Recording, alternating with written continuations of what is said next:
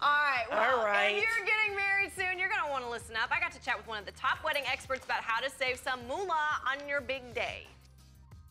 We are getting into wedding season, and you know there are always new styles and trends out there, so how can a bride save on all the fancy stuff that goes into her big day? This morning we have Jamie Miles, editor from TheKnot.com. Thanks for joining us, Jamie. Thanks for having me, Lisa. Okay, so let's just start at the very beginning. What is the average cost for a wedding these days? So the average cost of a wedding in 2013 was $29,858, and that goes per year. Wow. So, okay, what are 5 things that a bride can do to save money? Because that's a huge price tag. So the first thing to do is to really outline your guest list and figure out if you can cut some guests from the ultimate list. Obviously, the more guests you have, the more it's going to cost you per head for the catering, the open bar, the cake, and the venue accommodation. So really consider if you need absolutely everyone at your wedding or if you can trim a few people. Next, consider ordering half of the cake that you're going to need for the amount of attendees that you have.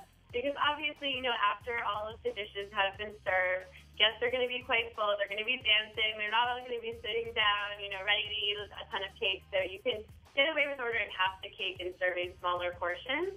Another trick is to actually have a beautiful cake on display at the reception, but served from a sheet cake, and the package is going to cost a little bit, less money for a very ornate cake that you're going to have in the front.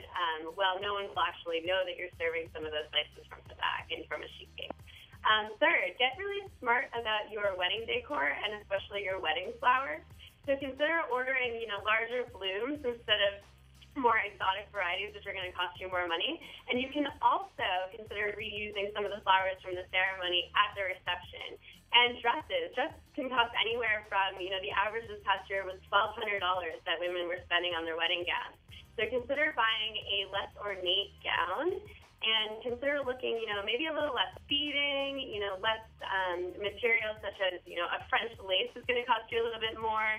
And obviously the more ornate the gown, the more handwork, the more hand beading, so it's going to cost more money there. And lastly, the first thing that will set the stage for your wedding are the invitations. So consider just doing flat print instead of laser cut, letterpress, really trim costs there. And it's also going to cost you more money to ship these invitations if they're bigger. So trim down the size, trim down the weight, and you'll save some money.